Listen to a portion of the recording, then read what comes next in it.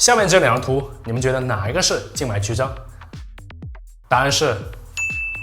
虽然都是青筋暴起，但实际上却有着本质的区别。静脉曲张是静脉瓣功能失常的一种血管疾病，而后者只是单纯的因为瘦皮儿薄了，所以血管变得明显了。那么它们该如何分别呢？其实很简单，静脉曲张的血管往往呈现团状、缠绕或者是卷曲的形态，而且最常出现的位置在小腿。这是由于下肢是离心脏最远的地方，血液每次要回到心脏，需要自下而上的一个运输，所以我们的静脉里面就有很多这种形状的，叫静脉瓣。它们像一个个的阀门，来保证血液每次向上运输的过程中不会回流。但是对于长期久站的朋友，静脉瓣就容易变得脆弱、松弛，出现关不紧的情况，血液不能顺利的向上运输，就容易倒流和淤积。久而久之，随着下肢静脉压力的逐渐增加，静脉就会扩张、弯曲，形成静脉曲张。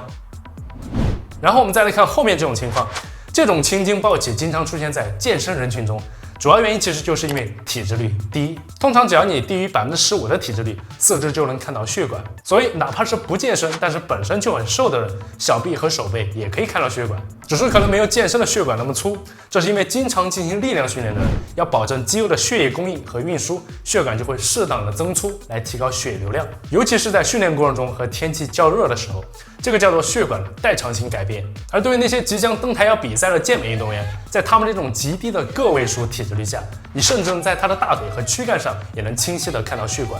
这种瘦出来的血管，其实从形态上很容易和静脉曲张进行区分，因为正常血管的走向规则工整就像是大树的树干和树枝一样，并不会有团状和卷曲的形态。所以，如果你的血管是瘦出来的，不用紧张，这个是正常的。但如果你发现自己的小腿附近出现了这种红色和蓝色的血管网，就要小心了。这通常是静脉曲张的前兆，我们需要提前去咨询一下医生，并适当减少久站的时间，同时增加下肢肌肉的训练，尤其是我们的小腿这样能帮助血液向上进行运输。